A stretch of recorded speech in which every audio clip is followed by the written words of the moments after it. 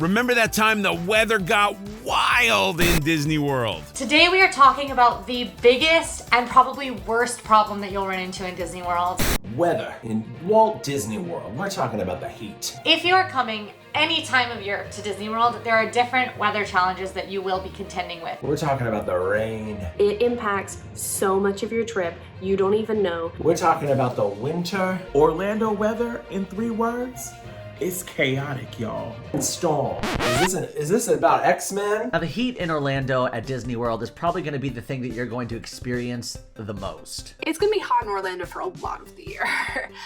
In Florida in general, you're going to get some pretty scorching temperatures from like probably beginning in March or April all the way to October. The sun is beating down. Just imagine with me for a second. You're in a sauna. You've got a snowsuit on, but you're in a sauna. The humidity is thick, like a thick pound cake that your mama gives you after church on Sunday. And I know you've heard the sun described as beating down before, but something about it really feels like it is beating you down. Not only is it a normal snowsuit, but that snowsuit is made out of fur. You're in a sauna in a snowsuit made out of fur. You know when you eat cake and you like, and that cake gets stuck to the roof of your mouth? That's Orlando humidity. It feels like you can feel the rays just like whom, whom, whom. Not real fur, but faux fur, because we don't condone that kind of behavior here. I've never felt like more of a Pop-Tart in my life. When you're on a trip to Disney and you're spending these long days in the parks, you need to make sure that you are hydrating yourself. My main concerns in the summer when I am packing my park bag is reusable water bottle and a fan. Bring your best attitude, because if you're like me, you will become a monster. Several of us do when we're in the parks is carry a cooling towel, and it's essentially just a towel that when it gets wet, it gets really, really cool, which is so helpful. Honestly, I don't bring anything in my bag for a hot summer day because let's be real, you're having to carry it around all day.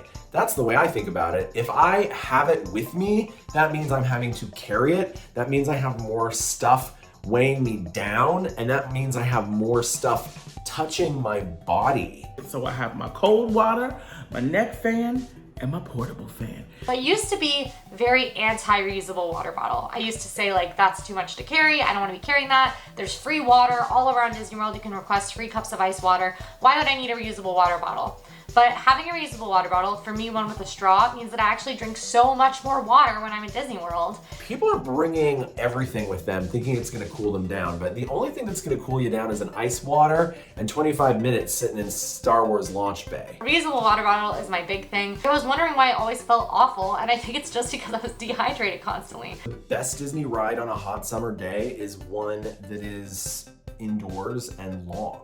A lot of people are going to say that their must-dos are more than likely water rides because it's hot and you want to cool it down in the water. That's not me.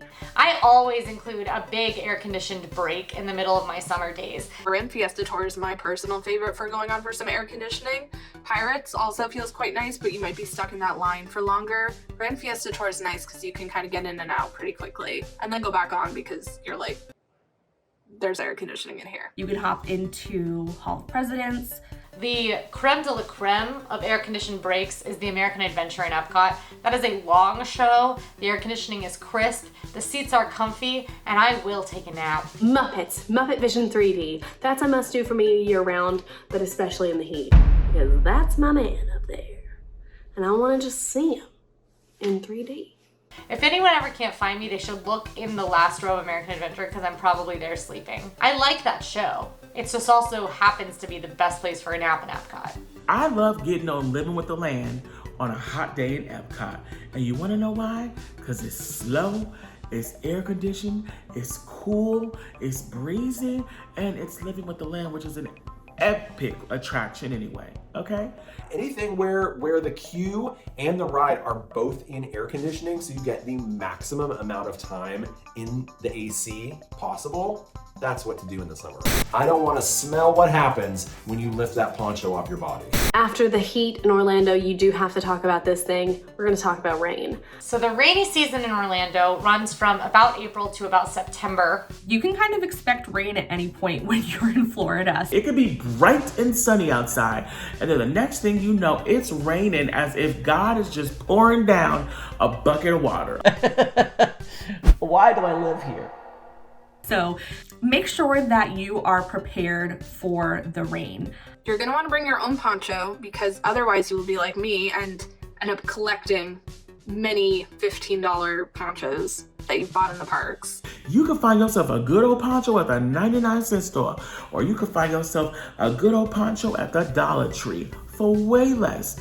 Bring a poncho. I don't bring a poncho.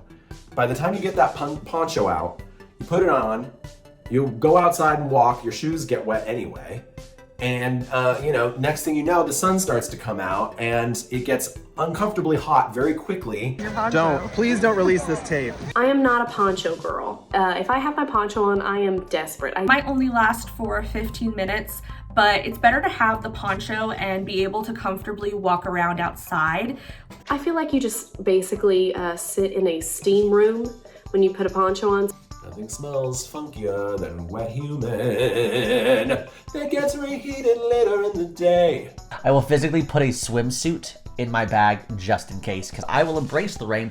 I will put on my little swimsuit and my goggles, and I will walk towards spaceship Earth from Mexico in the rain. It's very hard to stay dry in the Disney parks. Some of the Disney parks, if it rains a lot, will actually flood a little bit. I'm looking at you, Hollywood Studios in particular. The big thing I do is that I wear waterproof shoes. I've actually worn through the soles of my Chacos, which are the shoes that I wear to Disney World almost every day. And I wear them because one, they're orthopedic, and I got high arches. And two, they are waterproof. So when it rains, not only are my shoes totally waterproof, they also dry incredibly quickly. The best activity to do in the parks when it's raining for me is ride an outside attraction. I know that sounds crazy, but I love to ride rides in the rain when you can.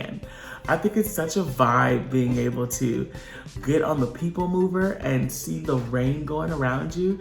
Go watch a show, chill out, have a great time. Something that's very cool about Magic Kingdom is that when like a parade or a cavalcade is canceled, they'll sometimes do the rainy day version where the characters still come out but in like a covered bus, and the dancers all are in these cute like yellow rain jackets and stuff. So I think that's the best thing to do when it rains. I'm not even one of the team members that goes to Disney World every day.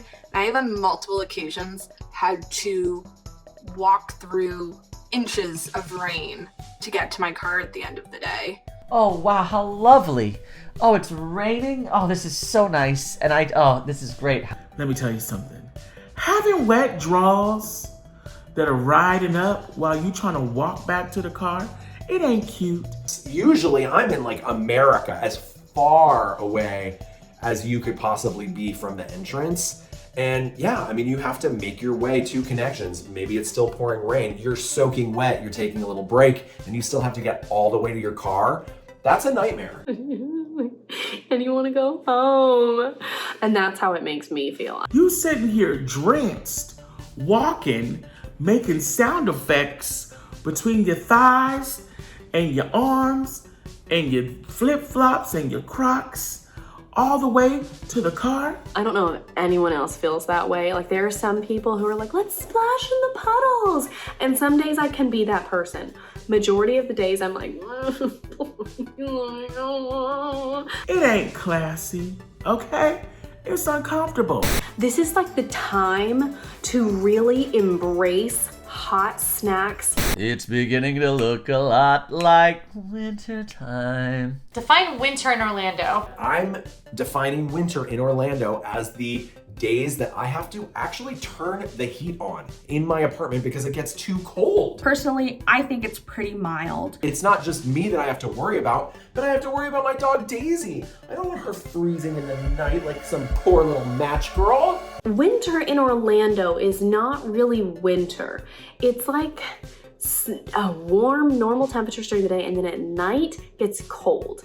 Don't be fooled. You can get some cold and chilly days at Disney. It may not be your version of cold if you're from Alaska, Wisconsin. but it definitely does get cold. We're not going to get a ton of cold days in Orlando, but when you do, they're kind of my favorite. So right now it's starting to be a little cool. It's October when I'm filming this. It's starting to be a little cool in late October. In November it stays cool. December, January, February are really when it's going to be cold, with the most cold being January, February is going to be when it's coldest here. What you need to keep in mind for this is that it will probably be bookended by like 70-degree days. Last year I was here during December and I had a sweatshirt on. I was like, it's gonna be cold. And then I had to take it off because I was sweating so much, and I had on a tank top and skirt for the rest of the day. So if you are going on vacation, you're kind of going to want to pack layers, pack for a little bit of everything. You want to have layers.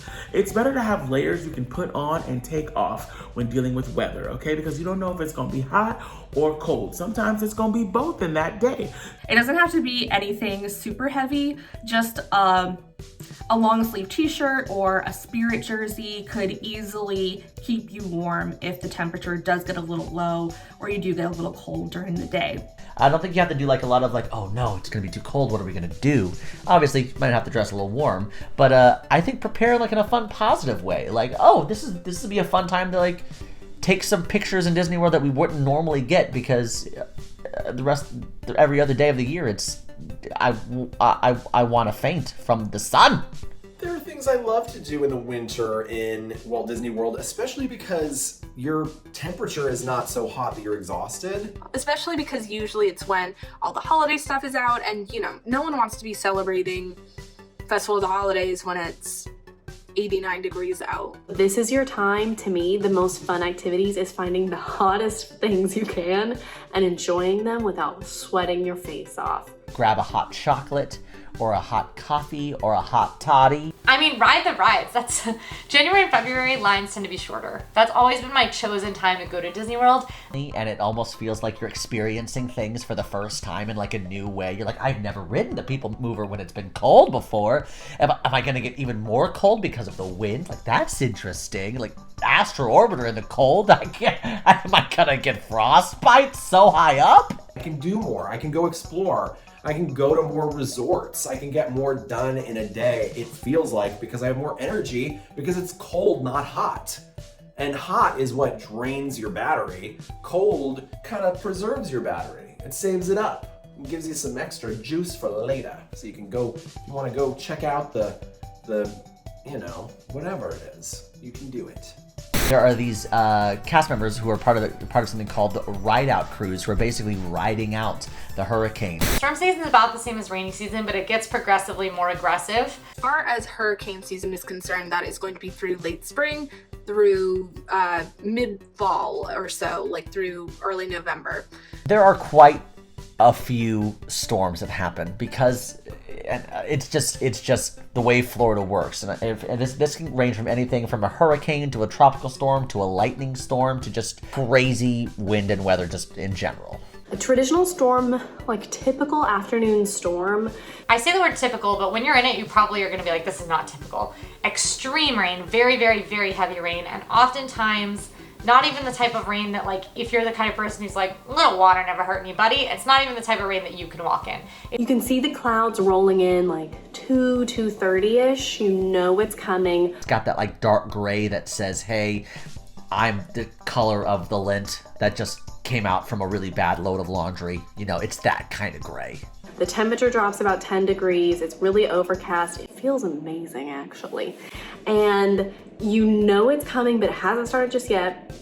And then it's almost like on the dot, like 3 o'clock starts, and then those storms break. And Disney does have lightning rods and things to keep, you know, places they don't want struck by lightning, not getting struck by lightning. But there's a lot of lightning, loud thunder. The thunder will like rattle my house. And I love a storm, but some of the storms can get very, very scary. I've never been one for lightning, okay? I don't mind storms, but lightning and thunder to this day freaks me out, okay? I used to be really afraid of thunderstorms, very, very afraid of thunderstorms, and I blame Tim Burton's stop motion James and the Giant Peach movie because the bad guy essentially was a thunderstorm. I like being hunkered down. I like being with Daisy, and I like being safe and warm.